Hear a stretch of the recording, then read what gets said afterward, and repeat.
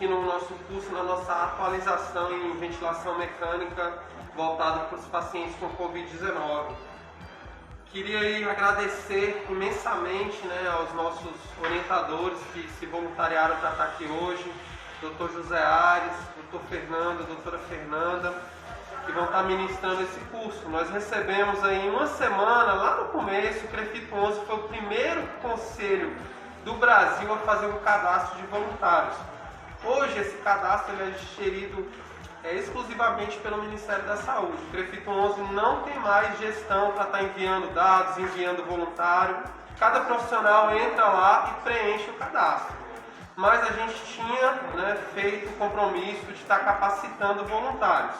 Entre esses 140, nós fizemos uma peneira entre os que já tinham experiência em ventilação mecânica para estar sendo os grandes líderes aí dessa equipe, em caso de necessidade.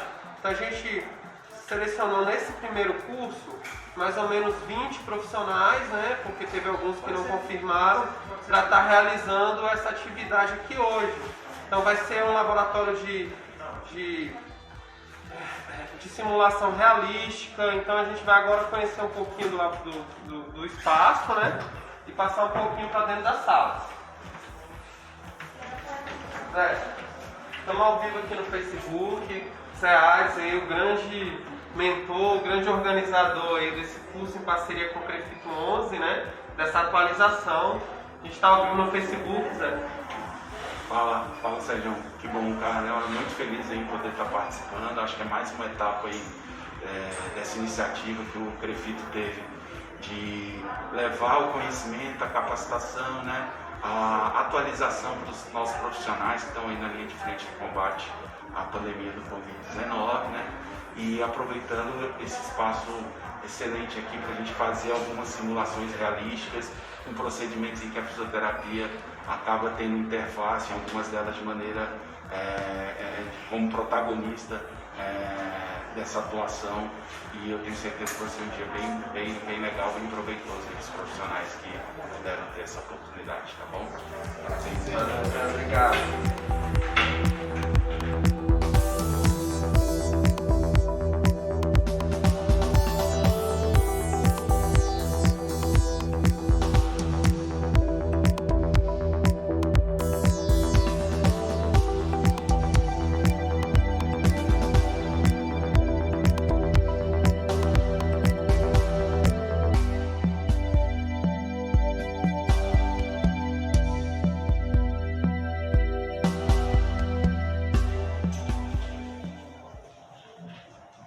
Vamos voltar então? Bom, então a gente pensou lá naquele paciente que a gente tentou toda a estratégia de oxigenoterapia e aí acabou que a gente optou pela intubação. Né? Então o paciente intubou, então essa intubação vai gerar uma série de cuidados no qual eu tenho que ter com esse paciente, tá bom? Então, vamos seguir. Então, o que eu tenho que ter de cuidado com esse paciente? Tá? A ventilação mecânica hoje ficou, na grande maioria dos hospitais, como responsabilidade do fisioterapeuta. Tá bom? Pode ser que eventualmente vocês trabalhem em alguns hospitais que o médico vai ficar responsável pela ventilação mecânica, mas a grande maioria, pelo menos aqui que a gente tem visto no dia a dia, é que o fisioterapeuta acaba assumindo essa responsabilidade, tá bom? Então, os cuidados que a gente tem que ter, a gente falou já um pouquinho do cuff, né? O cuff, ele é aquele balãozinho que, insuflado, ele veda a via aérea e impede com que o paciente, que o ar que está no pulmão do paciente vá tenha escape pela cavidade oral ou por vias aéreas superiores. Então, se esse cuff estiver vazio, você não vai conseguir pressurizar o pulmão do seu paciente. E aí, além de escapar e causar aerosolização, né, e ter risco para contaminação também. Então, a principal forma que a gente tem de fazer essa regulagem é através do cafômetro. Então, como eu falei para vocês, se a gente tiver, e é importante que a gente tenha, alguns estudos mostram que se você tiver a sensibilidade no dedo, mesmo que treinada, ela não tem que deixar. Por quê? Porque se você deixar uma pressão excessiva para esse paciente, esse cuff ele vai grudar na parede ali da traqueia, e se tiver uma pressão muito elevada, ele pode causar isquemia dessa parede, né? Ele vai comprimir os vasos, vai causar isquemia e vai causar uma lesão no tecido da traqueia, que é o que a gente chama de traqueomalácia. Vai perder elasticidade, aí você vai precisar cada vez mais de pressões mais elevadas para deixar esse campo insuflado, tá bom? E vedar essa via aérea. Uma outra forma que a gente tem, e aí a gente tem que entender um pouquinho mais de ventilação mecânica, é ficar de olho nas curvas, tá? A curva volume-tempo é uma das curvas que me demonstra que existe escape em algum local no meu circuito. Quando eu falo do circuito, entenda que é o ramo que sai do ventilador, eu estou incluindo os pulmões do meu paciente e o ramo exalatório. É um sistema único fechado. Tá bom? Então eu vou ter uma área ali de escape. Então, se eu tiver um campo desinsuflado, não sei se vocês conseguem ver aqui, deixa eu mostrar aqui com a setinha aqui, ó. Eu tenho aqui, ó, eu comecei do zero, né? Aí eu tive um gráfico aqui onde o volume inspirado subiu. Eu começo uma parte aqui de exalação. E vocês percebem que ele não chegou no zero e de repente ele cai? Eu não exalei todo o ar. Isso aqui é um gráfico que me demonstra que existe algum tipo de vazamento dentro do meu circuito, tá bom? O circuito todo, isso que eu falei, incluindo os pulmões do meu paciente aqui. Então, claro que aqui está de uma maneira bem grotesca, né? Está um gráfico que ele sai lá de cima e de repente ele cai para o zero. Então, aqui eu consigo ver que eu tenho um grande escape de ar. Né? Um grande escape de ar eu tenho aqui. Então, às vezes, esse escape ele acontece aqui embaixo. Então, isso pode ser que tenha um furo no meu circuito. Às vezes acontece, será que o circuito está furado? Então, observa lá na tua linha, no volume tempo, no teu gráfico volume tempo, observe para ver se ele está zerando o teu volume. Tá? Uma das coisas que acontece, um gráfico parecido com isso, é escape. Existem outras coisas que também podem levar ele a não conseguir zerar, mas muitas vezes é só uma conexão, aqueles copinhos, conectores que ficam, que tem às vezes eles quebram, racham e eventualmente acaba tendo esse escape, tá bem? Como eu falei para vocês, se possível, vedar as conexões. Não tenham vergonha de usar os esparadrapos para vedar. Acho que ficou claro aqui agora. Mas acho que, se quiser deixar, para vedar as conexões. Então, se precisar colocar esparadrapo, lembrar que a gente está falando de um paciente no qual a gente não pode despressurizar pelo risco de contaminação. Além do mais, pode acontecer também de eu não poder despressurizar, porque se o paciente despressuriza, ele também acaba descompensando. E aí eu tenho que injetar uma PIP maior para ele, para manter esses pulmões mais armados, tá bom? Então, a gente vai falar agora propriamente dito da ventilação mecânica. Como que a gente vai regular esse ventilador para o meu paciente, para assumir a ventilação mecânica, tá bom? Gente, não tem muito segredo não tem grandes especificações, tá bom? Não é um bicho de 7 cabeças. Não é só para o paciente COVID, mas para qualquer outro tipo de paciente as estratégias são muito parecidas, tá bem? Então vamos lá.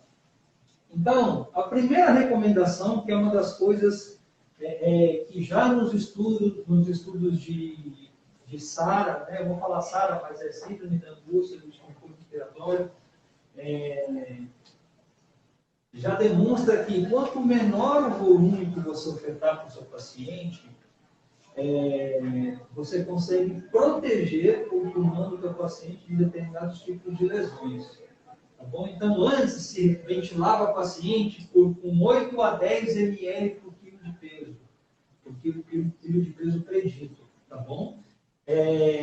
Hoje em dia, já sabe que de 6 a 8 já é o mais indicado e puxando mais para o 6 do que para o 8. Porque se percebe que quando seu paciente faz algumas assincronias, quando você regula lá para o ventilador a 6 ml por quilo de peso, na grande maioria ele está ventilando a 8, a 10 ml por quilo de peso.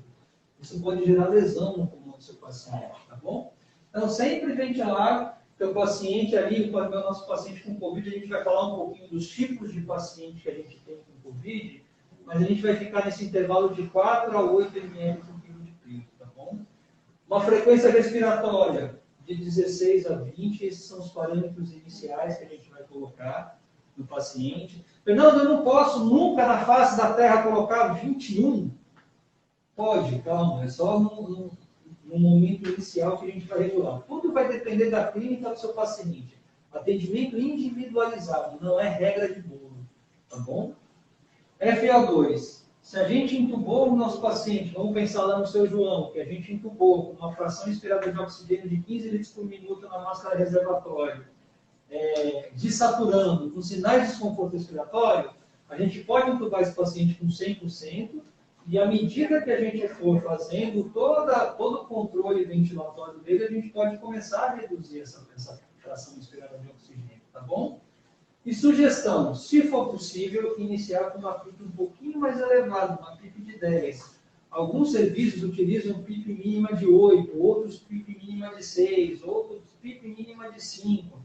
No serviço que eu trabalho, e há muito tempo já a gente usa como critério uma PIP mínima de 10 para todo mundo. Não, tem alguns casos específicos, instabilidade hemodinâmica não, pacientes com fístulas broncopleurais não, pacientes que não podem ter pressões elevadas, às vezes por conta de uma proteção neurológica, a gente mantém uma PIP um pouquinho mais elevada, mas na grande maioria dos nossos pacientes, o mínimo que a gente usa é 10. 10 de PIP você não causa uma hiperdistensão, você otimiza a prova gasosa do seu paciente e, consequentemente, você consegue trabalhar com uma fração inspirada menor e uma fração inspirada de oxigênio menor. Tá bom? Mas depende muito de onde vocês vão trabalhar e como é o protocolo da instituição de vocês. Tá bem? E aí, lembrando que quando a gente fala de ml por quilo de peso, nós estamos falando de peso predito. O que é isso, né? O peso predito tem uma formulazinha aqui que a gente calcula qual é o peso predito. Por quê? Vou falar do Fernando. O Fernando, eu vou arredondar os números. O Fernando tem 1,80 m. Tá bom? E aí, o Fernando com 1,80 m, pesando 80 quilos, ele tem que ter um pulmão do mesmo Fernando de 1,80 m e 200 quilos. Concordam comigo? Sim. O pulmão é o mesmo? Sim. Porque a gente olha, às vezes, para um paciente lá, um obeso mórbido, de 250 quilos, e com 1,60 m, e aí você acha que ele vai precisar de muito volume só porque ele é obeso. Né? Então, o que vai me dizer o quanto de volume que eu tenho que dar para o meu paciente é a altura. Tá bom? Então, a altura vai me direcionar para o peso predito do paciente. Então, vamos lá. Eu dei um intervalo para vocês de 4 a 8 ml por quilo de peso. Tá bom? Como eu falei, não é uma regra de bolo. Aqui são algumas orientações que nós temos. Então, eu posso usar os 6 ml por quilo de peso como minha escolha inicial. Tá bom? Então, quem tem uma calculadora aí fácil para fazer uma continha comigo? Vamos lá, Graça. Vamos colocar o Fernando. O Fernando tem 1,80 m. Então, faz aí para mim a continha. 180 menos 152,4. Então, aqui, gente, ó. 27,6. Então, aqui, ó. Essa é a minha altura, 180 menos 152,4. Entendeu, Graça? 27,6. 27,6 vezes 0,91. 25,1. 25,1 mais 50. 75,1. Então, o meu peso predito, ou peso ideal, seria 75,1. Se eu pegar 75,1 vezes 6, quanto é que está, Graça? 450. 450. Então, o volume ideal para o Fernando a 6 ml por quilo de peso é 450. Entendeu? Então, isso é de sangue. Fernando, mas como é que eu vou saber a altura do seu João que está ali na máquina? Né?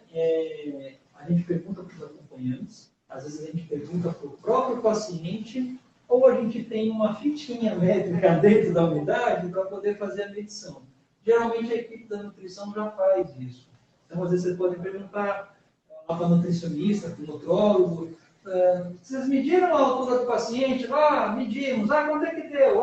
Deu tanto. Entendeu? Então, isso é de extrema importância. A gente tem que saber. O que a gente vê no dia a dia? Seu João é uns 75, 1,80. É no chutômetro, né? E acaba que, quando você já está no dia a dia, na UTI há muito tempo, você até chega bem próximo.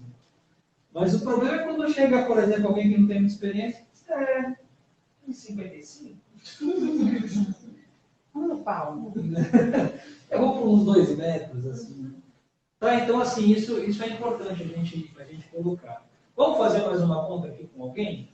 Vem aqui, Nádia, vem aqui. Oi? Quero, por favor. Eu sou uma menina. Isso, tem que dar palestra na Argentina.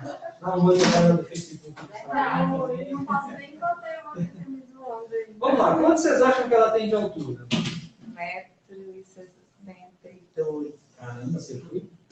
1,62 m. Então tá, vamos perguntar. Quanto você tem de altura? 1,66.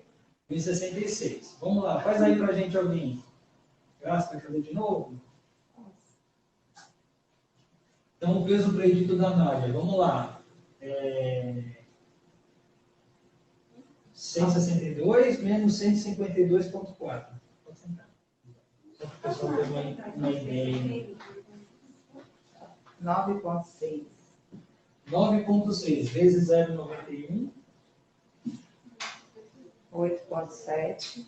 mais 45,5. 54,2. Deu um erro, né?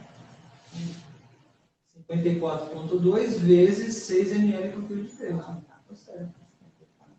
2 vezes 6. 325,2. Então, se eu fosse ventilar a Nádia, que ela é relativamente alta, né, eu ia ventilar com 325. Né? Então, assim, é importante a gente fazer essa continha. A maioria dos ventiladores mais atuais, quando você coloca lá sexo feminino, altura, ele meio que calcula para você, tá bom?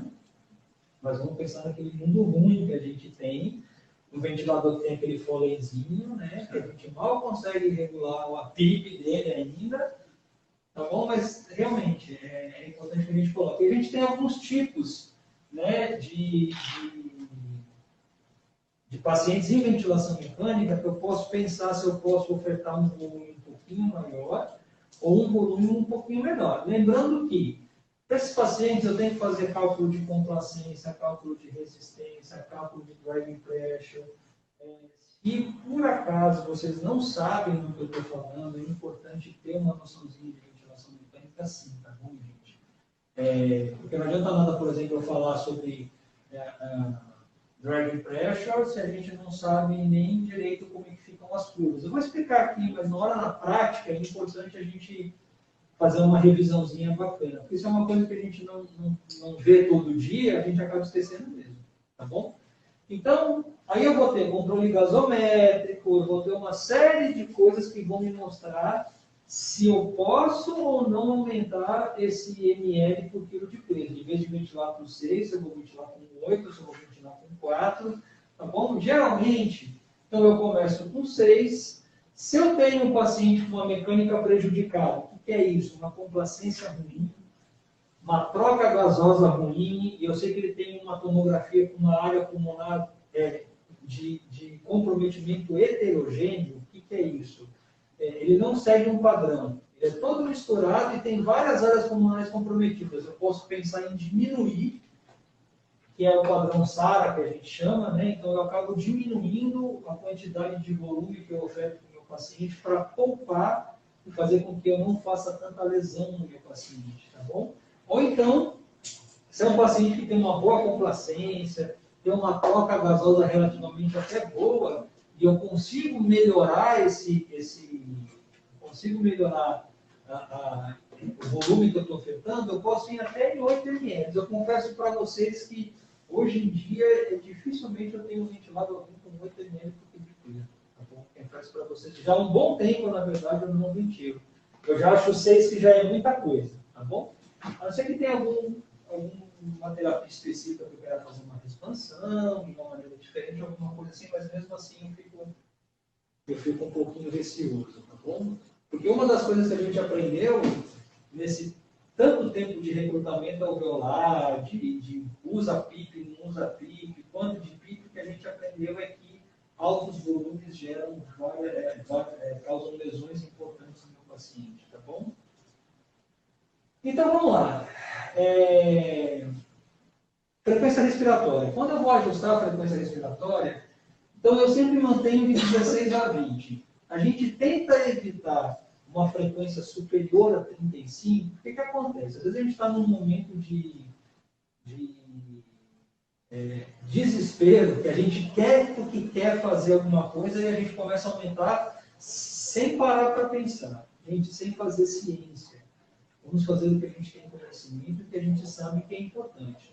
Eu sei que uma lesão acima de 35, eu posso causar uma lesão alveolar de extensibilidade no meu paciente muito grande.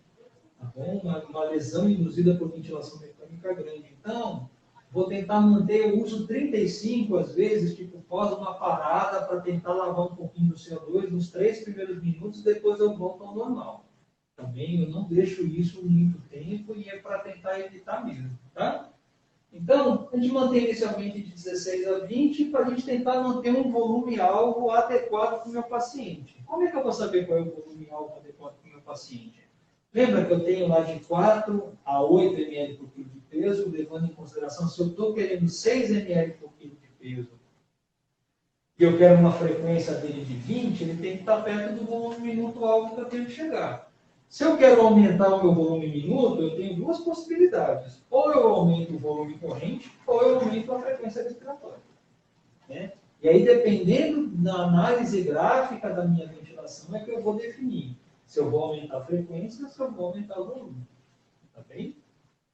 Tentar manter uma relação ins-ex adequada para que meu paciente não faça hiperinsufflação dinâmica, para que meu paciente não faça auto-PIP, para que eu mantenha um tempo adequado e o meu paciente exale a quantidade de ar que ele tem que exalar e não faça represamento. Tá bem? Ponto importante, gente, da gasometria arterial. Tá? A gente pode permitir acúmulo de CO2, sim, para o meu paciente. O principal ponto para esse paciente é o quê? A oxigenação. É isso que a gente tem percebido na prática. A principal dificuldade do paciente com COVID é a oxigenação. Então, às vezes eu tenho estratégias que eles respondem bem, que eu consigo melhorar a oxigenação, mas nem sempre eles têm essa boa resposta. E aí, consequentemente, eu acabo ficando meio sem saber o que fazer com meus parâmetros ventilatórios. Já ouvi muitas vezes alguém olhar e falar assim, meu Deus, a CO2 do paciente está em 60, vamos lavar. Aí você olha o pH dele, está 7,39, 7,40. Aquele CO2 de 50 não está me dizendo nada. Está me dizendo que o pH está compensado, de repente algum distúrbio inicial metabólico, o respiratório está compensando. Agora sim, eu começo a ter, que é muito comum em paciente com SARA, né? Uma frequência respiratória, uma PCO2 ali de 65, 70. Já estou ventilando meu paciente com 6 ml por quilo de peso, com uma frequência de 25, e de repente o CO2 dele está lá de 50 a 60 e um pH de 7,15, aí eu tenho que começar a pensar, a tentar tirar um pouco de CO2, vou mexer em parâmetro ventilatório, aumentar o tempo exalatório, para tentar fazer com que meu paciente lave esse CO2, tá bom? Então, cuidado, só se ficar abaixo de 7,2, comecem a se preocupar. Tá bom? E claro, você vai ver que está piorando, né? Está cada vez aumentando mais, saiba que você tem que regular alguma coisa, porque uma hora isso vai chegar e a gente tem que tentar compensar isso. E lembrar que não existe só o distúrbio respiratório. Eventualmente você pode ter lá, por exemplo, PCO2 de 50, pH de 7,15, BIC de 8. Assim, a gente consegue perceber que o distúrbio principal, ou o mais importante, é o metabólico. Né? E aí vai conversar lá com o médico. Eu até brinco quando eu faço isso com os médicos, né? Falo, doutor, isso aqui é um problema seu. Né? Quando é o respiratório, o problema é meu, né? A gente brinca assim, mas claro que é problema de todo mundo. Né? Então, Isso é importante. Aí quando a gente vai regular a fração inspirada de oxigênio, quanto de oxigênio que eu tenho que manter para o meu paciente? Então, inicialmente, como eu falei, é o seu João, que veio numa intubação que ele ficou polarizado, a máscara de reservatório dele não teve uma boa resposta, então eu começo com 100% e a partir do momento que eu adapto o PIP, adapto determinado tipo de, se eu vou ventilar com 6 ou 8 ml de peso, ou 4 ml de peso, eu consigo ir ajustando a minha fração inspirada de oxigênio. Lembrando que esse meu paciente, ele não precisa saturar 100%, tá bom? Então, mantendo uma saturação ali acima de 94, assim como na oxigenoterapia, a ventilação mecânica é a mesma coisa. Eu preciso manter uma fração inspirada de oxigênio mínima para que eu consiga ter uma saturação entre 94 e 96. Foi para 98, 99? Opa, talvez eu esteja ofertando muito oxigênio para esse paciente. Então, eu consigo reduzir um pouquinho mais. Gente, se vocês forem tendo dúvida, podem perguntar, tá bom? Eu vou ficar falando aqui até...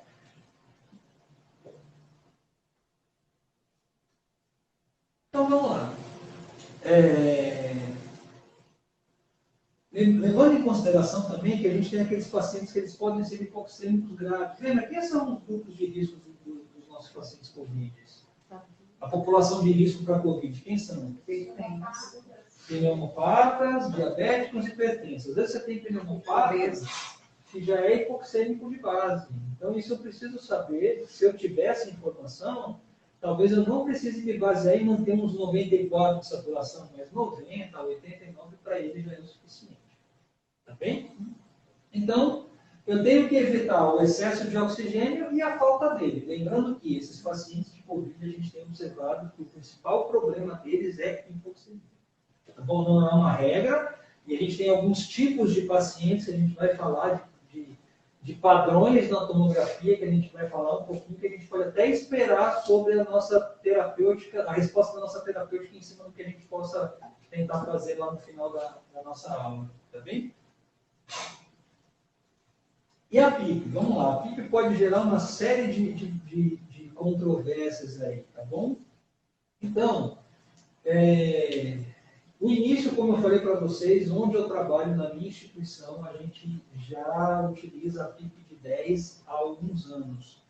A gente inicia ventilando o paciente com 10, mas eu tenho que pensar, para esse paciente COVID, já que o principal problema que a gente observa é a hipoxemia, uma hipoxemia importante, eu acho que é importante eu deixar uma PIP mínima dentro de um parâmetro normal, dentro de um parâmetro um pouquinho mais elevado, então eu vou considerar 10, como eu tenho vergonha de falar que 10 é uma PIP mais elevada, porque para mim é o normal, mas eu sei que para a grande maioria talvez não seja, mas a gente mantém uma PIP de 10, tá bem?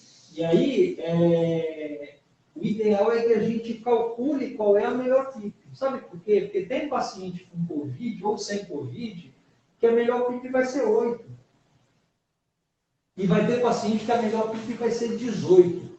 Né? Então, como é que a gente vai fazer essa articulação? Como é que a gente vai saber qual é a melhor PIP para esse paciente? Tá bom? Então, eu não tenho como falar de ajuste de ventilação mecânica se eu não falar de mecânica ventilatória. Quando eu falo de mecânica ventilatória, eu estou falando de complacência, estou falando de resistência, estou falando de driving pressure, e estou falando que em cima disso eu consigo calcular uma PIP melhor. Tá bom? Falei grego para alguém aqui? Fernando, desculpa, não entendi. Eu parei no volume corrente do peso ali. Então, acho que é importante a gente voltar e a gente tem várias pessoas aqui, pessoas que trabalham em hospitais públicos, que trabalham em hospitais privados, que trabalham nos dois, que não entraram em UTI, que já fizeram curso, mas não lembram. Tá? Então, gente, isso é uma coisa importante. Tá? Façam um cálculo de mecânica dos seus pacientes. Manhã, tarde, noite, em todos os períodos do seu plantão, quando você for abordar o seu paciente, para saber se o que você está fazendo está adequado. Tá bem? Então, vou voltar aqui um pouquinho. Então, é importante a gente saber qual a complacência, qual a resistência, para saber qual é a elastância do meu sistema, pressão platô, drive pressure. São basicamente, é isso que a gente tem que saber para poder fazer os principais cálculos de paciente, tá bem? Então, eu preciso saber ou interpretar, ou pelo menos ter uma noçãozinha de gráfico de ventilação mecânica, para que eu possa regular com eficiência o ventilador. Por que eu falo com eficiência? Eu já trabalhei muitas vezes com ventiladores que não tinham gráfico.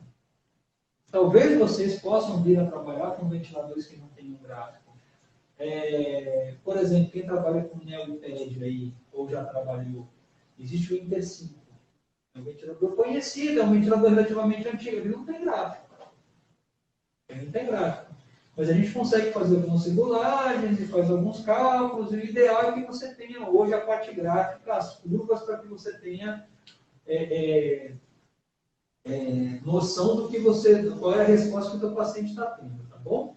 Então, eu preciso saber o que é uma pressão de pico, o que é uma pressão platô e o que é a minha pico, tá bom? Em cima disso, eu consigo saber qual é a pressão de distensibilidade alveolar, que é o tal do driving pressure que a gente fala.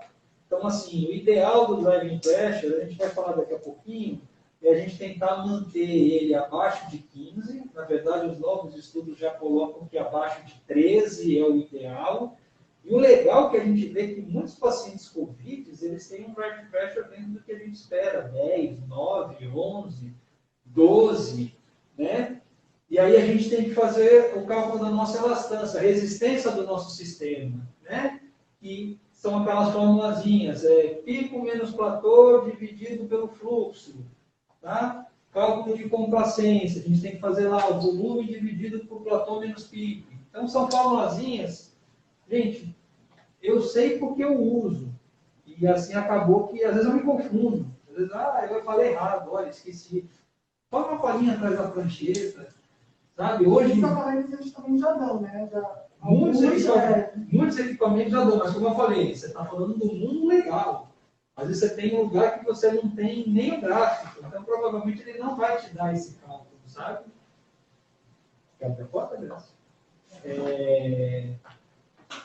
Então, é importante que a gente saiba fazer e entenda, não é só saber fazer, é entender o que isso quer dizer para a gente, tá bom? Então, quando a gente fala de pacientes com Covid, a gente tem alguns tipos específicos, tá bom? Algum problema nessa questão mecânica? Todo mundo sabe, complacência, resistência, tranquilo. Se quiser abrir a cortina para parar de atrapalhar a ritmo,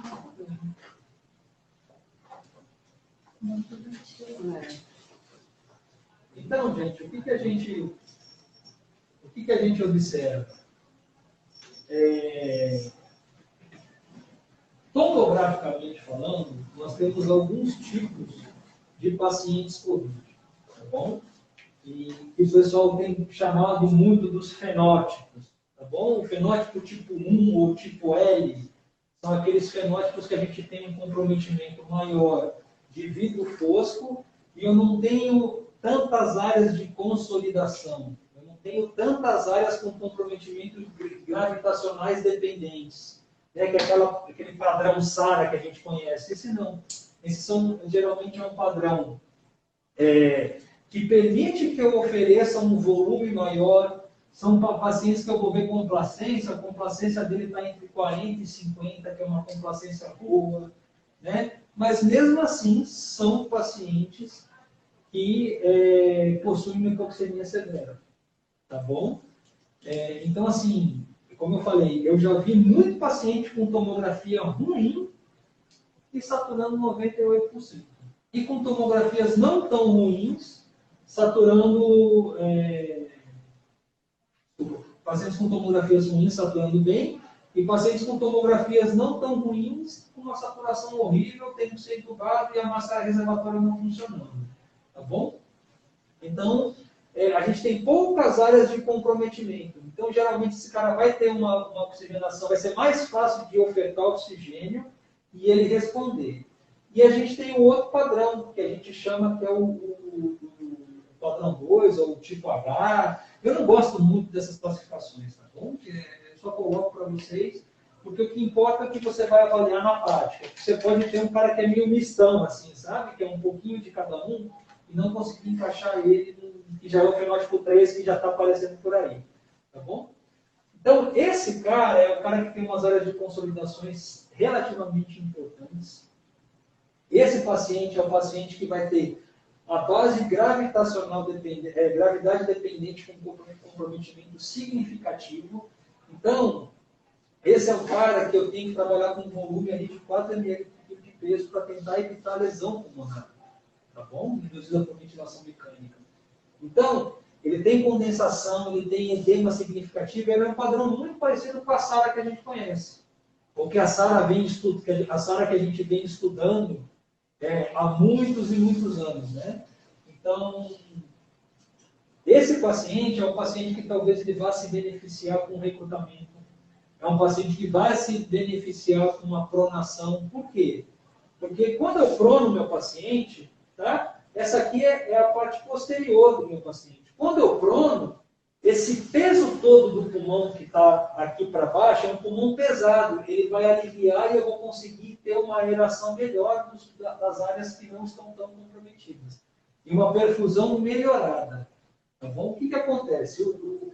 Um dos principais problemas do Covid, que o Covid traz, é uma reação sistêmica inflamatória pesadíssima. Entendeu? Então, muitos pacientes podem desenvolver trombose. Muitos pacientes podem fazer uma SARA por conta de liberação de mediadores químicos inflamatórios. Tá bom? Então, eu tenho que pensar direitinho quando eu olho a gasometria, quando eu vou tomar minha decisão. Será que eu pronaria esse paciente com uma relação PO2 e FO2 de 95, abaixo de 100, eu pronaria esse paciente? Vocês fariam o quê? Se vocês não pronariam ele? Eu poderia até tentar. Você tem uma relação lá de 95, e aí, você prona ele? A pronação a gente indica abaixo de 150. Então, se eu já fiz de tudo e eu não consigo, o que pode acontecer é ele não responder. E aí eu vou voltar. A gente vai falar da pronação daqui a pouquinho, tá bem? Então, vamos lá.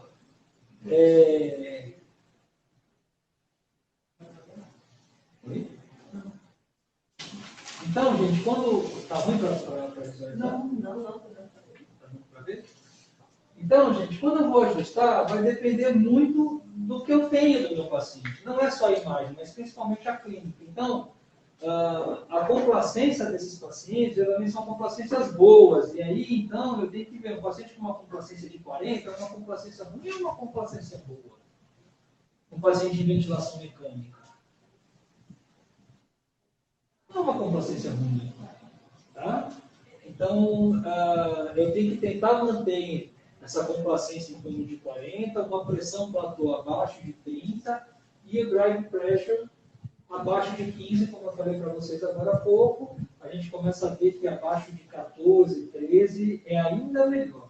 Tá bem? Nos estudos mais recentes. Oi? Uma foto?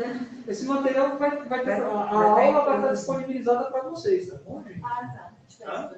Porque às vezes você fica batendo foto e às vezes... Mas se quiser bater foto, fique à vontade. Vai ficar 24 horas depois do Instagram. Instagram? É do site do Perfil mesmo? Instagram perfeito. E a aula da outra professora já está disponível no Facebook, a primeira parte. Tudo do perfil. Isso é muito bom. Uma das é legal falar um pouquinho dessas aulas, porque a gente, como o Covid é uma coisa recente, a gente não tem às vezes acesso a muitos estudos e muita informação nova chegando.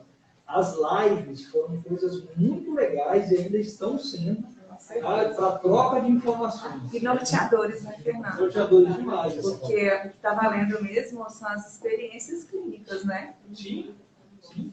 Então, assim, a gente vê, por exemplo, eu tenho amigo que mora em Recife, que às vezes de manhã cedo a gente bate papo, eu mando imagem para ele todo dia, a gente bate papo. Eu faço plantão para ele praticamente todo dia, a gente batendo papo porque é troca de experiência. Eu sou de São Paulo, eu tenho amigos em São Paulo, Gente, como é que tá aí? Porque aqui tá tranquilo, cara, aqui tá um inferno, tá assim. Então isso é muito legal, essa troca de experiência. E às vezes também ter, como eu disse lá fora, sobre o pessoal, ter uma instituição que está te guiando, que está preocupando com o melhor. Nesses casos, a gente sabe que é, como você mesmo disse, se numa intubação o psicológico é abalado, imagine na hora da tomada da decisão, com esse paciente complicando. Então, realmente faz toda a diferença mesmo você estar acompanhando, se atualizando. Sim, com certeza. E a nossa saúde psicológica também. A gente tem que manter nossa cabeça assim, porque eu sei que muitos de vocês é casado, tem filho, de repente... Posso dar presente? Pode. A Graça estava viajando, estava marcada para voltar na hora que deu o boom. A Graça ficou quanto tempo nos Estados Unidos? Porque ela é chique, mas ela ficou quanto tempo lá, Graça? Era pra você ter vindo? Eu fiquei 10 dias lá, sem voltar. Sem conseguir voltar. Olha o desespero, gente. Já pensou? 10 dias a mais, né? Aí ela voltou, depois dos 10 dias a mais que ela voltou, ficou longe da galera, ficou 14 dias isolada, para depois fez o teste, deu negativo. Não tive nenhum sintoma, não precisei fazer teste, eu tinha certeza. Falei, gente, eu não estou gripada, eu estou bem. Ou então eu brincava muito. Então, pode tirar o meu soro aqui, que só a solução dos problemas. Muito bom. Então, a gente tem aqui um passo a passo, como eu falei, da titulação de PIP. Tá? Então, assim, é importante a gente aprender a fazer titulação de PIP. Tá? Como é que a gente faz? Existe lá, se a gente entrar no nosso guia de ventilação mecânica ali, que a gente tem disponível nas recomendações de ventilação mecânica ali, a gente tem, você chega até 45 de PIP para conseguir, faz o cálculo de PIP decremental. Existem várias formas de fazer. O que se percebeu é que a PIP decremental ela é menos lesiva. O que é isso? Você começa com um determinado número de PIP e vai diminuindo até achar qual é a melhor PIP para esse paciente. Tá bom? Então, Marcelo Amato falou muito sobre, para quem não conhece o Marcelo Amato, é um dos grandes estudiosos de ventilação mecânica, de recrutamento alveolar, ele que participou de vários estudos falando sobre SARA, enfim, é um dos pais da ventilação mecânica que a gente tem aqui no Brasil. No Brasil, não. Ele fala sobre um mini cálculo de PIP ideal, que a gente não precisa começar com uma PIP de 35, 45. Por quê? Porque esses caras geralmente têm uma complacência boa. Então a gente pode conseguir começar, a gente pode iniciar o nosso cálculo com uma PIP de 20 ou de 25 no máximo. Então começar com uma PIP de 25 e ir diminuindo até a gente achar qual a melhor mecânica ventilatória na melhor PIP. Né? Então é fazer tabelinha mesmo. Então eu pego uma tabelinha lá e vou lá. O paciente ele deve estar sedado e paralisado. De preferência realmente paralisado. Por quê? Porque é um paciente que eu vou injetar uma pressão alta no pulmão dele. Se ele ficar brigando com essa pressão, a chance de eu fazer uma lesão, um pneumotórax é grande. Então eu tenho que curalizar esse paciente. Tá bom? É de extrema importância que ele esteja com estabilidade hemodinâmica. Pode estar usando droga? Pode. Recomendação. Você vai fazer isso pela primeira vez? Chama aqui a doutora Silvia, médica, vem aqui. Fica aqui do meu ladinho que a gente vai fazer o cálculo de PIP ideal desse paciente. A gente vai colocar uma pressão um pouquinho maior. Se a pressão começar a cair, de repente aumentar um pouquinho a droga vasoativa desse paciente. Porque eu preciso fazer isso nesse momento. Talvez seja isso que possa salvar a vida do meu paciente. Então, vamos lá. Comecei com uma PIP de 25 ou de 20 e ajusto o meu modo ventilatório para volume controlado. Por que para volume controlado? Porque é onde eu vou conseguir fazer a minha complacência estática. Eu tenho que ter uma pausa inspiratória para ter pico e platô. Tudo bem? Então eu faço o cálculo de mecânica ventilatória em volume controlado. Então eu calculo lá mais ou menos de 4 a 6 ml por quilo de peso. E aí é importante que eu determine sempre o mesmo valor de volume. Eu determinei lá que para Nádia foi quanto? A gente viu? 320? 360. Que seja, 350 ali para Nádia. Então eu vou fazer 350 em todas as medidas. Oi? 325. 325 Precisa ser gramas, né? guardado. Vou deixar tatuado. Foi assim, 6 ml, 325.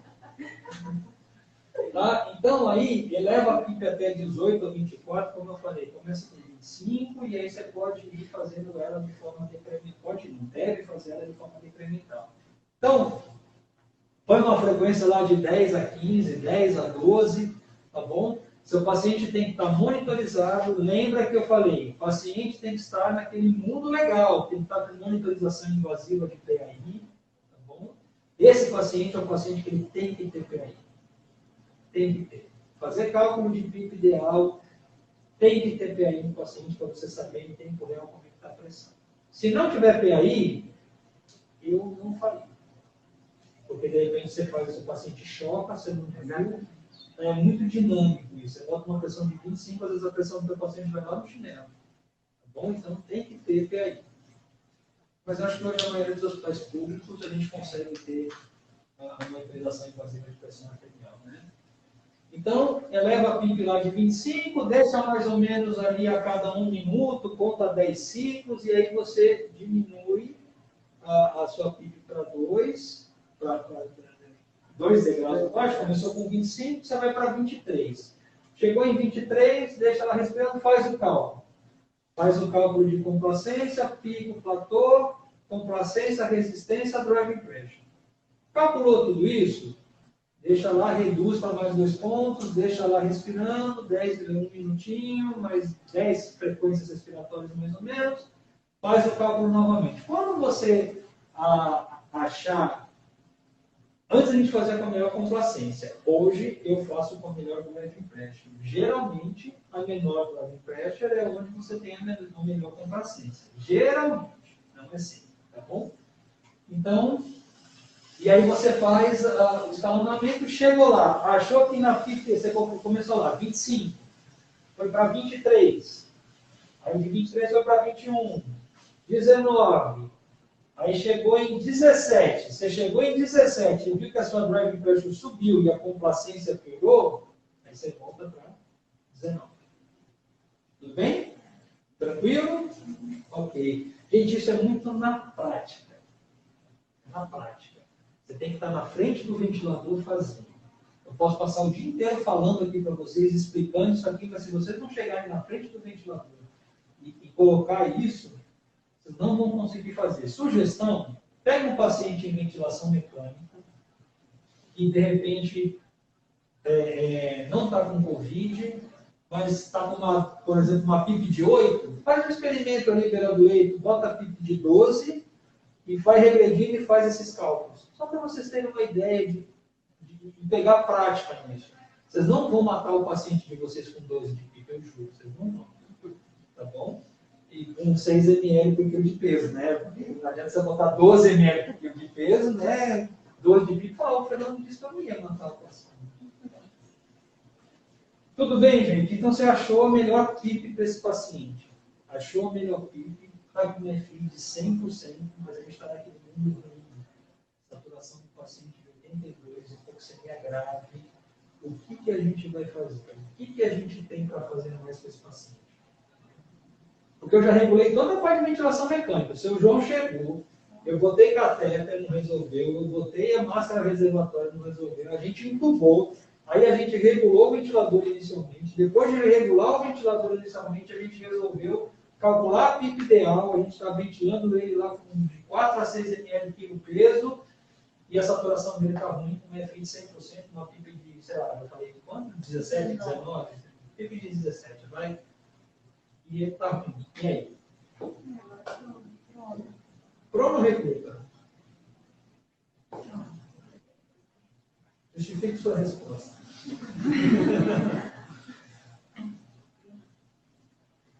Por que vocês acham que tem que pronar? Então, a melhor confusão na parte pulmonar, porque já está gerando muito sobrecarga na parte. E o recrutamento não poderia fazer isso?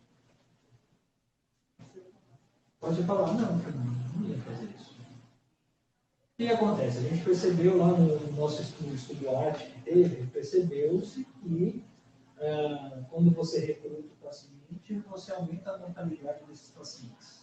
Tá bom? Claro que existe uma série de detalhes do estudo que a gente tem que ver, mas hoje a primeira opção para esses pacientes é a pronação. Tá bom? Cuidado, porque assim, sabe qual é o principal erro da pronação? Não fazer. Vai fazer para todo mundo? Não, não vai fazer para todo mundo. Vai fazer para quem tem indicação. Eu já conversei com colegas de outros serviços, de outros locais. Entubou Covid prona. E pediu, por exemplo, para o paciente que chegou com catéter nasal, dorme pronado. Tem alguns estudos que mostram que teve até melhora mesmo para determinados tipos de paciente. Não é todo mundo. Mais uma vez, avaliação individualizada. Tá bom? Teve um repórter que falou aí que tem que pôr para um paciente que eu vi isso aí. Não, eu recebi esse vídeo. Eu bati. Foi? Eu falar, eu vi que você sai por via superior. E você prona o paciente e sai do bem superior.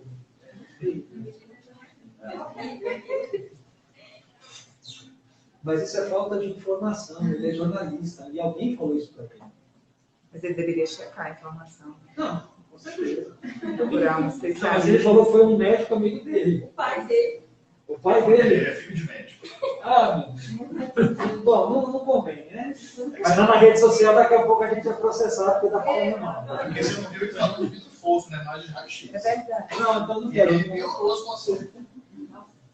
Então, gente, sim, o principal intuito da posição prona é fazer com que aquelas áreas que são melhores perfundidas, que estão com o pulmão com todo o peso em cima, porque é um pulmão que está demasiado, é um pulmão que está inflamado, que a gente libere essa perfusão e melhore as áreas de ventilação que não estão ventilando bem. Tá bom? Então é por isso que a gente vira. Vai funcionar para todo que a gente prona? Vai funcionar para todo mundo? Não. É sempre que eu tenho que fazer? Não. Quando que eu tenho que fazer? Quando eu tenho uma relação PO2 a PO2 abaixo de 150. Tá bom? Num plantão meu, eu peguei um paciente exatamente assim, para fazer a relação do 95. Aí, 95.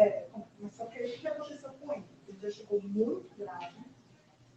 Aí eu fui fazer a avaliação e tudo, quando eu vi a relação 95, eu disse, acho que a gente tem que fazer a posição prona. Só que aí eu conversei com a médica e tudo, né? E aí ela achou melhor a gente não mexer porque o paciente estava parando. E realmente, 3 anos depois. Então, uma das coisas que a gente tem que ter é estabilidade. A gente vai falar aqui. Então vamos lá. A Ele primeira estava coisa. com todas as drogas assim, já no máximo, né? Ele não estava respondendo a frequência cardíaca dele, cada vez caindo mais, ela falou, não, Daniela, nem mexe, porque ele vai parar. Só prepara o ventilador mecânico, porque a gente vai ter que reanimar. Tá. Ele estava sem ventilação. Não, ele estava com ventilação, só que aí o paciente ele parou, né? E aí foi feita a manobra de ressuscitação. Ele era Covid? Covid positivo. Como é que vocês reanimaram ele? Então, sem o umbu, aí a médica ela passou 2 minutos, começou a colocar as drogas, né? Passou 2 minutinhos fazendo a manobra. E aí, quando ele não respondeu nos 2 primeiros minutos, aí a gente deu para o ventilador. A PO2 padronizada, ele foi 100%, PIP 0 e frequência de 10 a 12. Enquanto estava fazendo a manobrazinha, né? Aí, depois de 2 minutos, o paciente não respondeu, veio com equipamento, né? Aí a gente tem que baixar a PO2 para 21. Equipamento. Para a resuscitação. Oxigênio? Aí ele voltou, passou algumas horas de vida, depois, à noite, faleceu. A gente vai falar um pouquinho daqui a pouco também sobre a PCR no paciente e no paciente pronal. Aí ela pediu para não mexer, porque ele não está respondendo. Ele estava há quanto tempo na ventilação mecânica?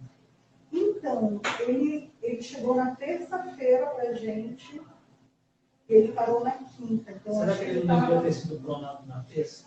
Não sei, eu não conheço o caso, só estou dizendo que às vezes o pessoal fala assim, não, vamos esperar vamos fazer assim. E eu falei, o principal erro da pronação é não fazer no tempo correto. Então, assim, você tem que ter a atitude de olhar o teu paciente. Você entubou lá o nosso paciente, o seu João, né? Aí eu falo para vocês, olha, a relação PO2-FO2 de 150. O que eu tenho que me certificar? E essa relação PO2-FO2 de 150 é porque o meu paciente não está conseguindo fazer troca. Por quê? Porque ele pode estar assincrônico, ele pode estar mal sedado. Então, assim, se meu paciente está brigando com o ventilador, ele está mal sedado e ele não está oxigenando direito, isso pode acontecer. E já aconteceu várias vezes comigo. Fala assim, olha, vamos pronar o paciente. Mas vamos pronar o paciente porque ele está com uma relação abaixo de 150. E eu estou dando 18 de frequência, ele está fazendo 35. Tem alguma coisa errada aí. Né? Aí ceda o paciente, curariza o paciente, aí você vê, aí o paciente sedado, curarizado, essa relação, aí eu concordo. Vamos pensar em pronação. Não tem que pensar em mais nada. Vamos ver se... Não vamos ver nada. Vamos juntar a equipe, a gente como fisioterapeuta, muitas vezes é que vamos fazer essa decisão. Doutora, vamos ter... Silvia, né? Doutora Silvia, vamos ter que pronar. Mas não, doutora, não tem mais a gente não. É a chance que ele tem é pronar. Então, a pronação ela tem que acontecer nas primeiras 48 horas. No máximo 72 horas. Porque se demorar, perdeu o time. Aí a pronação, aí a gente vai ouvir o que a gente ouvia antigamente. Todo mundo que eu pronei morreu. Porque fazia o quê? FO2 alta, PIP alta, recrutava, não dava certo, recrutava de novo. Aí depois de uns 3 dias recrutando, falei, vamos pronar. Aí pronava, morreu, tá vendo? Todo mundo que eu prono morre. Então, não é bem assim que funciona. Então, assim, identificação precoce do paciente que tem que ser pronado. Tá bom? E posicionamento adequado para pronar o paciente. Nós vamos fazer aqui, a gente não precisa de grandes coisas para pronar. Qualquer hospital a gente consegue pronar um paciente. Qualquer hospital. O hospital mais defasado de equipamentos a gente consegue pronar um paciente. Tá bom? Então, aqui tem um fluxograma, tá bom? Tem um artigo muito legal que eu deixei disponível para vocês, eu não sei se eles imprimiram, tá bom? Que é o checklist da prona. É um dos melhores artigos que tem sobre pronação, tá? Então, gente, leiam, releiam, revejam, refaçam, e lá eles vão mostrar para vocês as principais formas, o principal checklist que a gente tem que fazer para poder pronar. Aí, criança? Não, então, esse aqui é o da sonografia, falando sobre a posição prona. Tem um checklist, é um artigo científico. Não, isso não foi impresso, não. Mas aí, quem quiser, eu acho que pode pedir pelo... Não, eu tenho, gente. Eu tenho aqui, eu mostro para vocês. Se quiserem ter um Google Drive, me passa a lista de e-mail, eu compartilho com o pessoal daqui do Instagram perguntando se você pode disponibilizar depois o slide. Vai estar também. Vai estar também no... Eu acho que a Fernanda, inclusive, já mandou esse em PDF também. Tá, aí depois a gente confirma se pode disponibilizar nas redes do prefeito. Se vocês sim. autorizarem, a gente disponibiliza. Sim. Tranquilo. Tá bem? Então, gente, vamos lá. Então, eu tenho uma relação PO2-FO2 abaixo de 150. Não tem uma relação abaixo de 150. Mantenha o teu paciente na estratégia que você está utilizando na ventilação. Tá bom? Esses pacientes com Covid, eles geralmente têm a piora deles entre o 9º e o 12º dia. Então, esses caras vão ficar, eles vão ter tempo para pensar o que fazer com esse paciente. Então, a gente tem que manter uma estratégia, uma linha de raciocínio importante para que a gente mantenha essa conduta da melhor maneira. Então, vai controlando. PO2-FO2 150, às vezes esse cara passa 5 dias na VM com uma relação PO2-FO2 150 legal. Acima de 150, desculpa. De repente, no 10º dia de VM, esse cara acaba piorando e aí você tem que começar a pensar em fazer várias coisas diferentes e uma delas pode ser a pronação. Então, gente, gasometria sempre para esse paciente é importante, a gente tem que ter o controle direitinho gasométrico desse paciente. Então, se não, eu mantenho. Se sim, eu faço uma gasometria antes de realizar a prona, para quê? Para que eu tenha um parâmetro para saber se houve melhor ou não, tá bem? Então, faço a prona. A gente fez a prona, observa a saturação periférica do paciente e após 1 hora a gente colhe uma nova gasometria. Aí eu observo. Se eu observei que houve melhora na PO2 do meu paciente, eu melhorei a troca gasosa do meu paciente, eu melhorei a saturação do meu paciente, então eu vou manter esse paciente pronado. Por quanto tempo eu manter esse paciente pronado? Por pelo menos 16 horas. Pelo menos. Qual é o problema de manter um paciente 16 horas de barriga para baixo? A movimentação, não tem troca de fralda. E se esse cara parar? Alguém já pegou o paciente parado? Não? Como é que é feita a reanimação desse paciente parado? Faz a reanimação com ele pronado. Fernando? No meio das costas ali, fazendo... exatamente.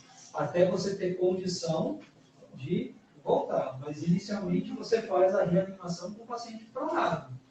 Fernando, que loucura. É loucura, aquele mundo ruim que eu falei para vocês. Tá bom? Então, assim, e uma coisa importante é as escalas de decúbito, úlcera de decúbito. A gente tem que ter posicionamento e troca de decúbito desse paciente a cada 2 horas. Tá bom? A troca de decúbito é trocar o pescoço para o lado do rosto virado, trocar a perna, trocar o braço. A gente tem que fazer isso, porque esse paciente tem edema orbital, esse paciente tem lesão de face, esse paciente tem lesão de trocante, lesão de crista ilíaca. Então tem que trabalhar também toda essa parte com a equipe da enfermagem que não está acostumada a paciente pronado. Então isso é uma responsabilidade de todo mundo, tá bom? E aí, se você não tiver um bom resultado, você volta o teu paciente para a posição supina. Se você fez a pronação e você não teve resultado, não tem por que deixar o teu paciente com a posição pronada. Você volta ele para a posição supina. Tudo bem? Tranquilo? Então, gente, a gente vai fazer um passo a passo, tá bom? Então, o que é importante? Aqui a gente vai mostrar... Essa frequência de prona aí, de 16 horas, você não teve nenhum resultado. Não é assim. Se você não teve resultado na primeira hora, você volta. Já volta. Aí dificilmente esse paciente vai responder para qualquer outra prona novamente. Aí no tempo que você pensar, por exemplo, hoje a gente pronou. Aí a gente coletou a gasometria. Depois de 1 hora, não teve bons resultados, saturação caiu, ou ficou igual, se não melhorou, você volta. Amanhã você não vai pensar em pronar esse cara de novo, porque você já percebeu que não teve bons resultados pronados. Ele é um paciente que provavelmente ele não responde à pronação. E aí, o que a gente vai fazer? Vai seguir fazendo as estratégias. E ele não respondeu, você volta ele para a supina. Você não vai deixar ele 16 horas, você vai deixar ele 16 horas se ele responder. Entendeu? Aí você deixou ele lá, ele virou, deu 1 horinha. Ele respondeu, coletou a gasometria, ficou bem, vamos deixá-lo durante 16 horas. Pelo menos. De 16 a 20. Ficou 16 a 20 na pronação, você volta ele para o supino. Ficou ruim de novo?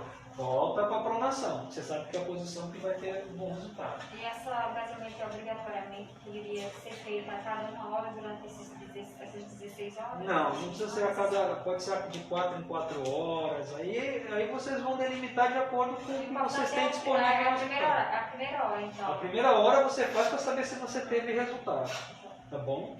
Aí depois você acaba fazendo, ó, a cada 4 horas, a cada 3 horas, uma gasometria no plantão de 6 horas. Entendeu? Isso que vocês é que vão determinar. Eu sempre recomendo que as primeiras horas são as principais.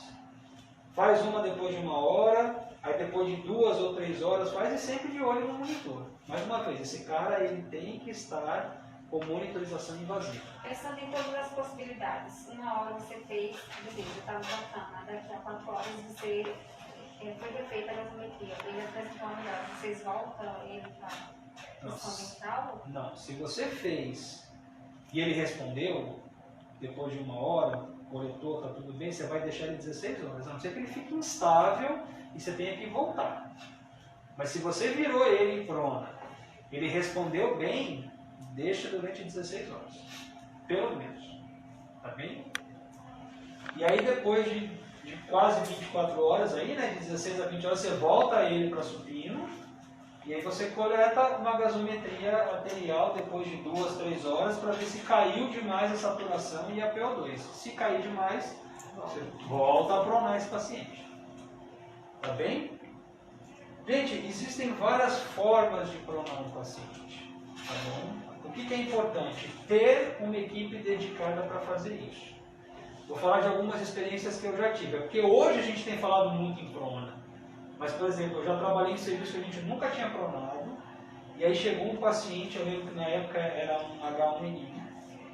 E aí a gente tinha optado, já tinha feito tudo, ele não respondeu a recrutamento. Na época a gente recrutava mais do que hoje em dia.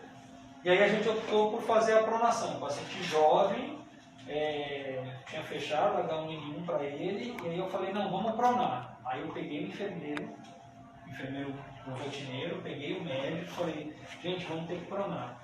Meu Deus, minha equipe nunca pronou. Não é um bicho de 7 cabeças, juro, não é. Se você tiver calma e tranquilidade, você consegue fazer numa boa.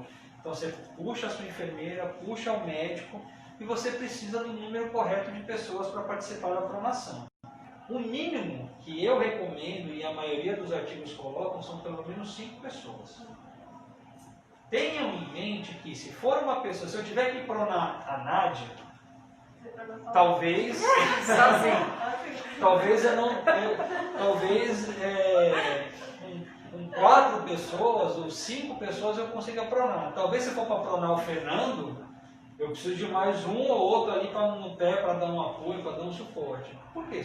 Assim, você tem que pensar que esse paciente está sedado, esse paciente está polarizado, então ele pesa muito mais do que ele parece. Nossa, eu participei de uma que nós éramos 10 e mesmo assim... E não é só o peso, né? A estabilidade mesmo. Tudo. A sincronia do movimento. Sim, tudo. Então assim, tem que ser, o que a gente tem que pensar? Tem que ser rápido e eficaz. Preservar os dispositivos. Tudo, ver quais são os dispositivos. Por isso que é importante ficar uma pessoa na cabeça, tá bom? A pessoa na cabeça geralmente é a pessoa que comanda, é a pessoa que segura o tubo. Lembra que esse cara é o cara que não pode desconectar. Não que os outros possam, mas, né, além de toda a segurança do paciente, tem a segurança da equipe. Então deixar tudo conectado, passar esparadrapo se for preciso.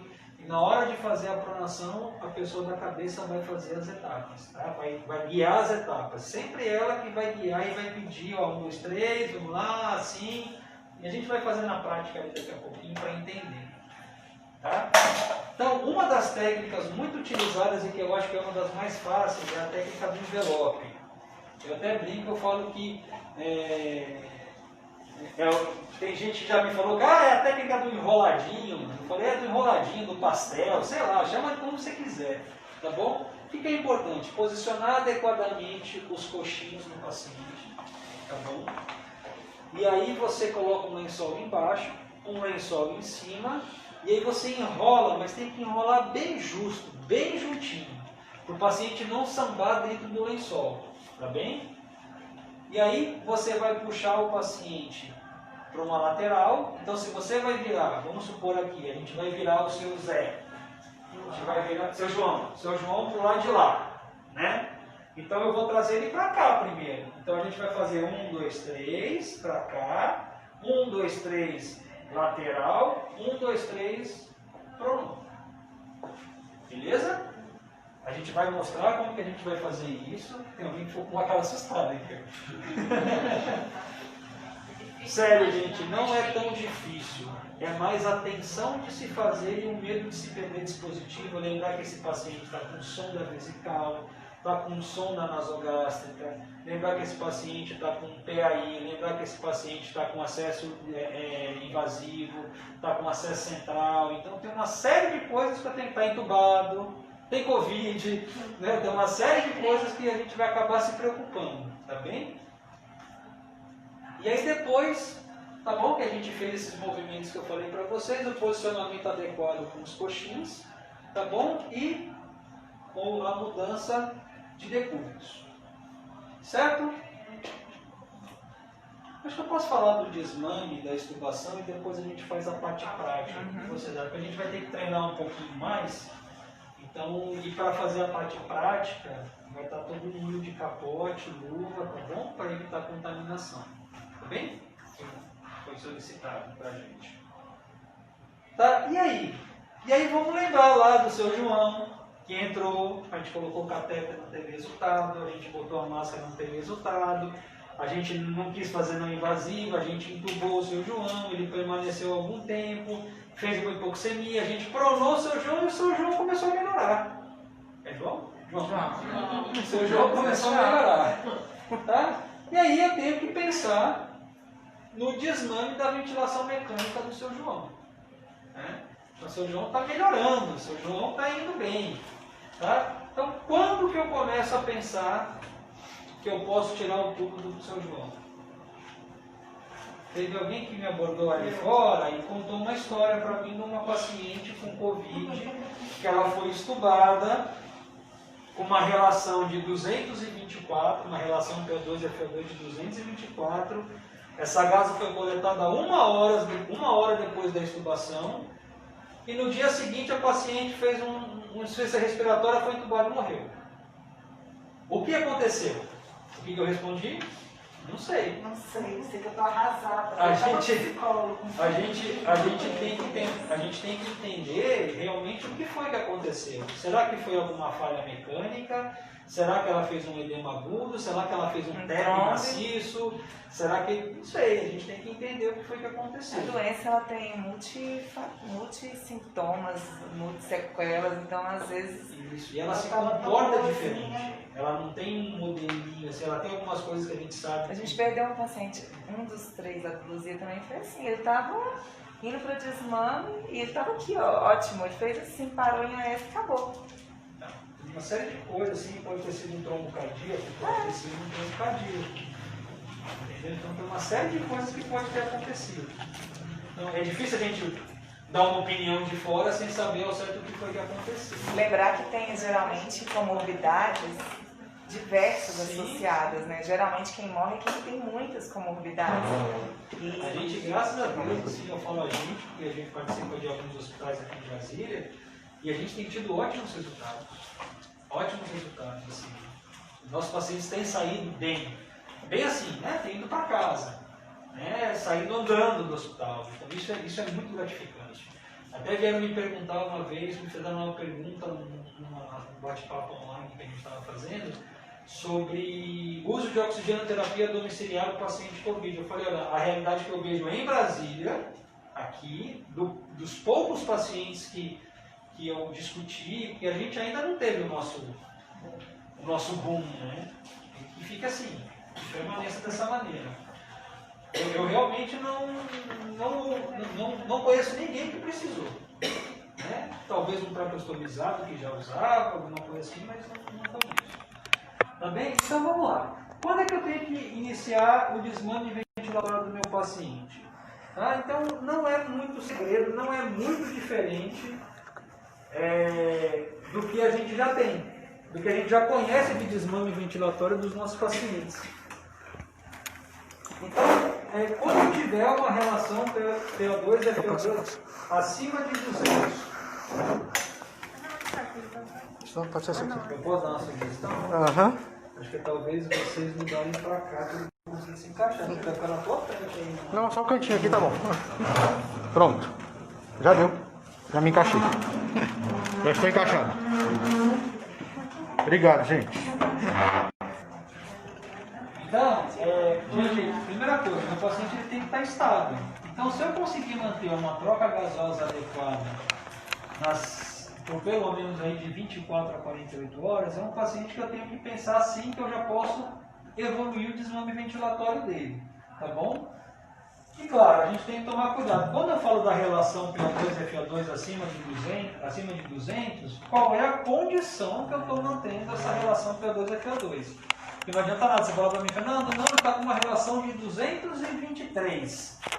Vou evoluir o desmame. Eu falei, tá, mas como é que está os parâmetros ventilatórios? Está com PIP de 18 e FI de 80.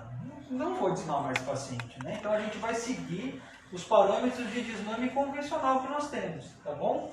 Então, reduzir gradativamente essa PIP, até porque a gente considera a PIP mínima. Eu cheguei a ver alguns pacientes que o pessoal acaba evoluindo o desmame ventilatório até com PIPs um pouco mais elevadas. Eu concordo que às vezes isso pode ser um pouquinho, eu fico um pouco receoso com isso, tá bom? É que se o paciente se mantiver ali com uma PIP de 10, uma boa troca gasosa, com uma FO2 ali abaixo de 40, eu acho que a gente pode pensar em sim evoluir o desmame ventilatório dele, tá bem? Então, esse paciente a gente tem que ter passado por uma modalidade espontânea. Eu coloquei aqui o PSV, porque é a modalidade mais conhecida, mais usual, onde todos os ventiladores mecânicos que a gente conhece têm, ou a grande maioria deles, tá bom? Ah, Fernando, eu tenho o servo no meu serviço, a gente tem a sonda e a gente quer usar o NAVA. Excelente, usa o NAVA, que é considerado uma das novas modalidades. Fernando, lá eu tenho o PAV Plus, eu posso usar o PAV Plus? Se vocês tiverem um bom domínio do modo ventilatório do desmame, pode. Tá bom? O que não é recomendado é você fazer o tubo T, o teste do tubo T aberto. Por quê? Para evitar a aerosolização de partículas desse paciente. Tá bom? TRR lá, o teste de respiração espontânea, TRE, desculpa, com pressão suporte de 7, PIP de 5 por pelo menos 30 minutos. Como que a gente costuma fazer? A gente faz PI do paciente, a gente faz PE, a gente faz TOBIN, a gente faz cuff leak. Nesse paciente a gente não vai fazer, tá bom? A gente não vai fazer PI nem PE, por quê? Porque para isso eu tenho que desconectar o tubo, e aí desconectando o tubo eu posso gerar partículas de aerossóis no ambiente e colocar em risco também a contaminação, tá bom? Não realizo o cuff leak, porque se eu desinsuflar o cuff vai vazar e da mesma maneira eu vou promover uma aerosolização das partículas, então a gente não vai fazer o cuff leak, que é um teste que a gente faz para saber se o paciente pode vir a evoluir com edema de glote, alguma coisa assim, na hora de fazer um edema de viela superior, um broncoespasmo alto, alguma coisa assim, tá bem? E sim, eu tenho que avaliar a necessidade de ventilação mecânica não invasiva para esse paciente, tá bom? Por quê? Porque é um paciente, lembra lá do começo, que a gente pode sim utilizar na mesma regra de cautela e de utilização de filtros que a gente usa no paciente que tem o COVID leve, né? Por quê? Esse paciente é um paciente que, na maioria dos relatos que a gente observa por aí, ele ficou muito tempo em ventilação mecânica. Então esse desmame ele pode ser um pouquinho mais difícil. Embora, das nossas experiências lá no nosso hospital, a gente não tem tido, graças a Deus, pacientes com tanto tempo. Acho que o máximo foi 10 ou 12 dias, né? 12 dias, né, de VM que a gente teve. E a paciente saiu andando, não foi? Aliás, 14 dias. 14 dias? 14 dias, é bastante tempo, tá? Mas não foi feito no invasiva, né? Nela no pós-extubação, tá? Então é isso, gente, assim, a parte do desmame ventilatório. E aí, a gente viu um monte de coisa circulando na internet, extubação com saco na cabeça, extubação com tela de acrílico, extubação com suporte feito com canos de PVC e lona plástica, tá bom? Existem várias formas que a gente pode tentar utilizar um passo a passo para tentar fazer com que a gente gere a menor quantidade de aerosolização possível nesse paciente. Mas o que a gente tem que ter em mente é, se você tiver com todos os EPIs, o risco de você se contaminar é baixo. Pode ser que gere a aerosolização no momento da extubação? Pode. Eu já vi algumas recomendações que as pessoas fazem. Extubar com um filtro na ponta, clipar o tubo na hora da extubação, né? Então isso são coisas que a gente pode sim fazer. Então desliga o ventilador, esse paciente está desmamando, desliga o ventilador, desconecta o ventilador, E aí você clipa o tubo, já deixa a fixação solta, desinsufla o cuff e puxa. Porque você tem que lembrar que seu paciente não pode ficar respirando com o tubo clipado. Tá bom? Então, é isso que vocês têm que tentar fazer. Tirou, imediatamente observar a necessidade de oxigenoterapia. Dificilmente esse cara não vai precisar de oxigênio. Tá bom? Por quê? Porque a porrada no pulmão é grande. Tá bom? Eu tive a chance de reabilitar 3 pacientes de alta hospitalar em casa. Eles vão para casa com uma saturação de 90, 91 e cansando aos mínimos esforços. E aí o trabalho ali é de reab mesmo. Reab cardíaca, reab pulmonar. E a melhora também é rápida, é isso que eu percebi. Eu não sei se alguém teve a possibilidade de fazer essa... Mas foram pacientes que foram submetidos a VM, ficaram, um deles que eu habilitei ficou mais de 10 dias de ventilação mecânica, foi pronado, e aí hoje ele está na academia, pegando ferro pesado, assim, se eu botar para fazer o que ele faz, e acho que a maioria daqui da sala não consegue. Tá? Então, gente, fazer o passo a passo. Então, posicionar o paciente com a cabeceira elevada, conectar, deixar tudo prontinho. Gente, por favor, não arrebentem o cuff. Tá bom? A gente tem mania, eu vejo isso, principalmente o pessoal mais velho, de puxar o balonete para arrebentar, para desinsuflar rápido. Às vezes aquela mangueirinha colava e o cuff fica insuflado. Tá bom? Então, desinsuflem o cuff com a seringa. Tá? Então, solta o fixador, aí você desliga o ventilador, desinsufla o balonete e ventila tudo. E aí, a gente coloca como instituir o oxigênio com uma saturação abaixo de 94, aí a gente volta lá para o começo, com aquele paciente Covid do começo que ofertar oxigênio, catéter de catéter tipo óculos, catéter nasal, importante, catéter sem umidificação e, se não, a máscara reservatória. Tá bem? Dúvidas? Já dá para entubar, extubar, receber o paciente, botar oxigênio, fazer tudo? Agora a gente vai pronar. Tá bom? Então a gente vai fazer uma prática da pronação para que a gente veja. A minha ideia, na verdade, era até usar um modelo vivo de pronação, mas eu acho que vai enrolar muito aqui esse boneco é caro, eu tenho medo de mexer nele. Tá bom, gente? O que a gente pode fazer? Olha só. Eu vou pedir... Meu Deus! Matou o paciente. Tá bom, até mais. Gente, eu preciso inicialmente, a gente vai fazer por fase, eu vou pedir para que os outros fiquem olhando como a gente vai fazer, tá bom? Mas eu preciso de 4 pessoas inicialmente. A gente tem os capotes aqui do lado de fora. Eu vou pedir para que vocês se paramentem. Só coloque, não precisa... É que daqui a pouco eu também já estou exportando. Oi? Qualquer um.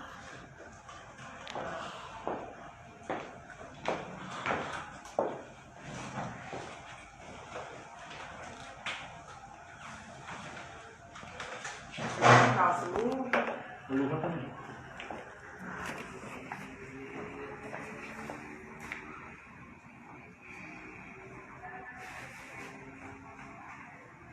Deixa eu usar aqui.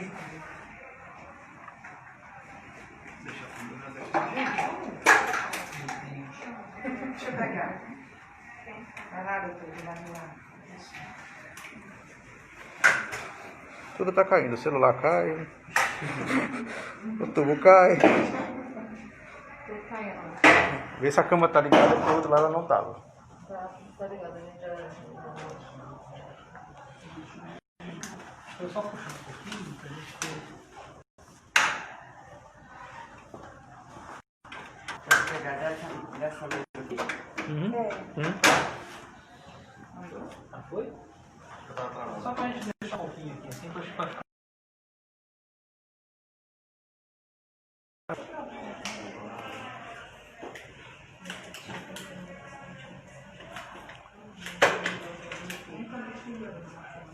no trabalho aqui. Eu vou participar da primeira pronação. Depois a gente divide a galera. Deixa eu pegar aqui um capote pra mim. Tá assim, tá muito chique de boca, né? Tá comportado. A cara da empresa.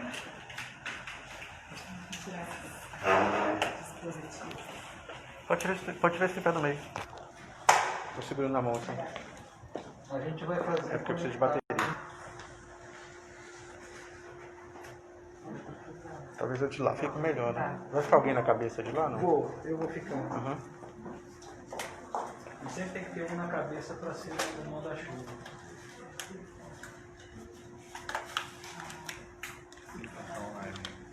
Ao vivo. Tem muita gente conectada? Já teve, já chegou a dizer, tá dando pico, 17, 18, 8. E o da Fernanda? Mesma coisa, porque o da Fernanda foi pelo Face. O seu tá sendo pelo Instagram.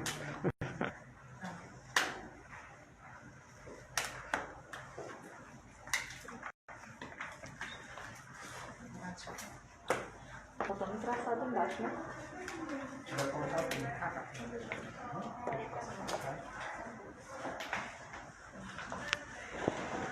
Então, gente, para a gente fazer a pronação, a primeira coisa vamos lembrar. Qual é a indicação da pronação?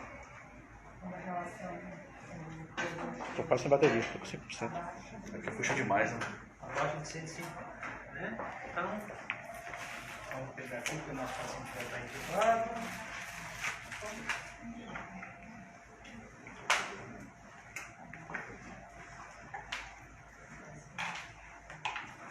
Então, gente, o nosso paciente tem acessos, está no ventilador mecânico, tá? Então aí a gente vai decidir pela pronação do paciente.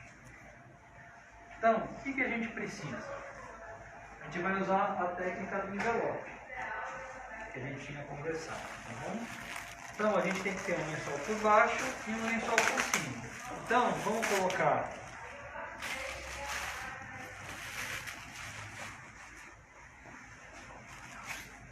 Esse aqui a gente não abre não, tá, gente? Você vai fazer de bolinha? Vou usar como se fosse um pochete. Ah, não. É, então lá, por favor. Pode botar em cima da cadeira ali. Então, gente, a primeira coisa que a gente tem que fazer é preparar o nosso paciente. Então, como é que a gente prepara? Primeira coisa, a gente tem que colocar um lençol por baixo do paciente. Tá bom? Como é que a gente faz isso? Isso. Lembrando que nosso paciente está entubado, a gente tem que tomar...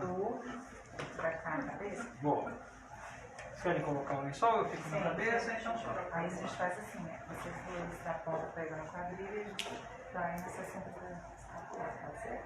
Pode ser, do jeito que vocês acharem melhor. Só coloca por baixo aqui o lençol. Sempre volta. Aí volta. Ótimo, aí vocês vão pegar embaixo. Geralmente a gente pode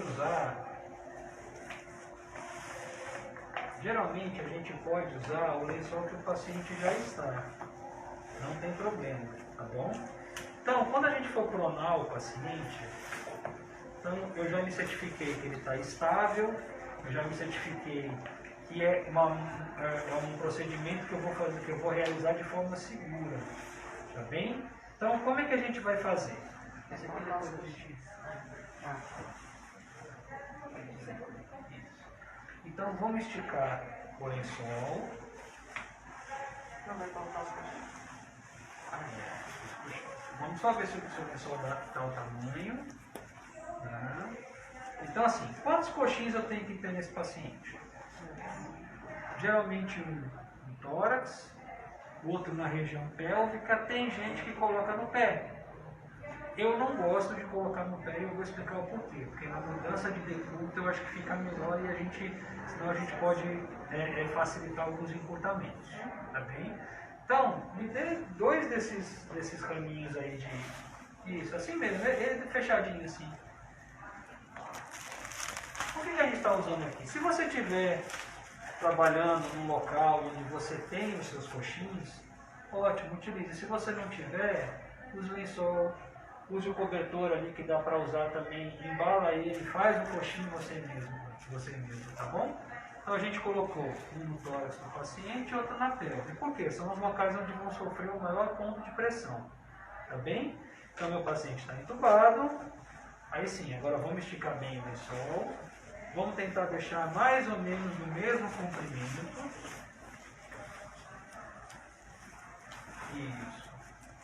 Aí nós vamos fazer a mudança dele, trazendo ele para o meu lado esquerdo, vamos fazer a rotação dele para cá e vamos virar. Agora o que eu preciso? Ó, Graça, volta um pouquinho. Pega e enrola bem. Isso. Enrola bem, bem justo, tipo recheio de pastel. Aí, a gente... Oi? Os dois juntos. Tá vendo? Você enrolou ele como se fosse um recheio de pastel. A sugestão é, já que a gente vai trazer ele para cá e depois a gente vai virar, é que esse lado daqui a gente enrole para baixo. Vocês vão entender o porquê. Não dá pra falar depois que a gente Não, rola. mas então, mas É para aprender. é para aprender. Você vai entender porque na hora de puxar, quando você puxar, vai ficar mais fácil. Agora é bem justo, gente, bem justo. Isso, está bem justo. Então lembrando que se tiver PAI, é mais fácil que a PAI na região femoral, é mais fácil que ela saia por baixo. E se tiver na radial, é por cima. Tá bom? Acesso central sai por cima. Sonda vesical a gente pode ampliar e deixar ela de lateralzinho. Cadê aquela bolinha?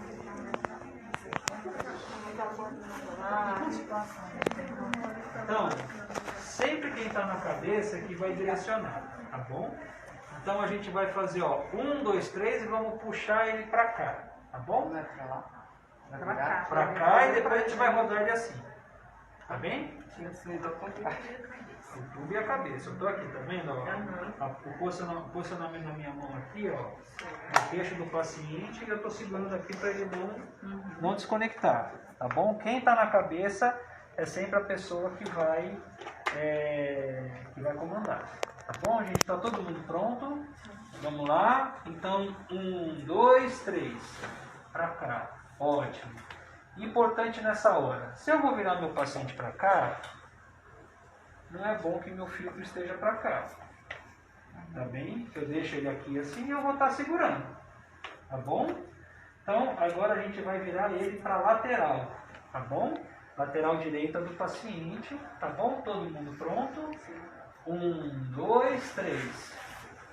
Entendeu por que é melhor deixar por baixo ali? Enrolar por baixo? Porque para vocês pegarem agora aí, ó, claro que a gente não vai ficar parado assim, sabe, gente? Eu só estou mostrando para elas o que tem que acontecer, tá bem? Pegaram? Eu não peguei nada. Não pegou? Não. Pegou?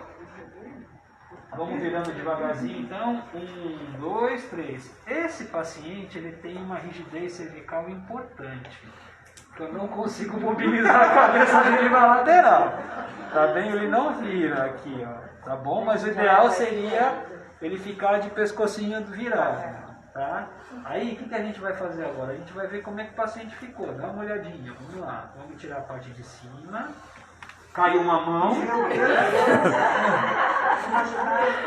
Tá? Ajeita os coxins aqui embaixo. Dê uma olhadinha nos coxins. De repente reposicionar. Posição dos braços, né? Isso. Aí existem várias formas de reposicionar membros superiores e membros inferiores desse paciente quando ele está pronado. O que é importante? Aqui eu deveria estar com o pescocinho dobrado, virado. Tá? Mas ele não está. E aí eu posicionaria o meu circuito aqui assim.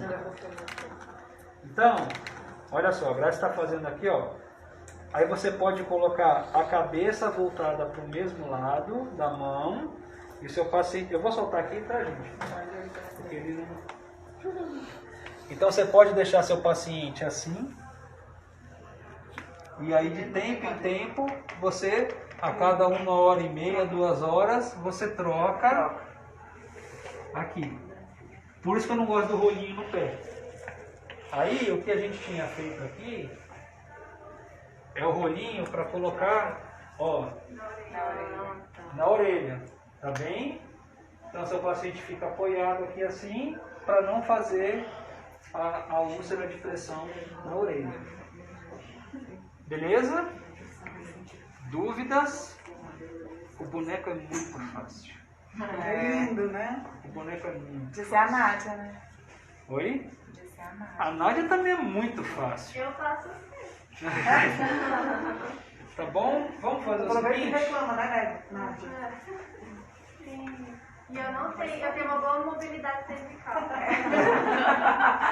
Vamos voltar ao João? Como é que a gente volta? Do mesmo jeito que a gente veio. Um paciente na cabeça. Paciente não, um profissional na cabeça. É porque eu já estou com um pensamento aqui. No paciente. Isso. Aí, ó, agora elas estão fazendo o contrário, tá vendo? Isso aí. Bem justinho. Bem justinho. Não deixa o paciente sambar. Todo mundo firme. Vamos lá, então vamos trazer ele aqui pro lado de cá. Acho que agora é pra mim. Pra gente virar pra lá. Pra cá. Trago pra cá, vai Vai dar virar as costas pra pra lá. fazer assim. Vem pra Vocês cá. estão fazendo mais força puxando ele pra cima, meninas. Não, Vamos lá. Tá bom, vamos lá. Todo mundo Porque é mais pronto? fácil só trazer ele pra cá. Tanto Só faz. levantar ele. Por isso que tem que chegar num acordo. Se é pra lá ou se é pra cá, tanto faz. tem espaço pra virar. Vamos Você com a lá, cabeça. vamos trazer pra cá então. Vamos lá. 1, 2, 3. Aí vamos fazer ele então lateral agora. 1, 2, 3. E 1, 2, 3. O movimento tem que ser esse. 1, 2, 3. 1, 2, 3. 1, 2, 3. E certificando que está todo mundo bem posicionado e está tudo certinho. Seu João, você vai ficar bem. Mas vai perder a mão, viu, seu João? Não adianta. Já caiu uma mão Na 3 verdade, vezes. já perdeu a Deixa eu mão. colocar essa sua mão, que ela tá muito Não bem tem problema, a gente sozinha. tem Normalmente não dá, se for pra vesical, fecha. A sonda vesical, você pode deixar ela Na verdade, o bloqueada. nome dele é César. César? Fizemos no paciente errado. Identificação, Tem que conferir, galera. Tem que conferir. identificação correta do paciente é uma das regras internacionais de segurança. Tá, número 1. Desfaz. E ele tem. Ai, Jesus, eu perdi a 1932. É 32. 88 anos. Conservado. Agora tem uma outra equipe, né? Isso, aí vamos trocar agora, só que agora eu também quero sair. Tá bem? Tem um hamper aí fora. Tá bem? Eu vou pedir para que outras pessoas se paramentem para que venham fazer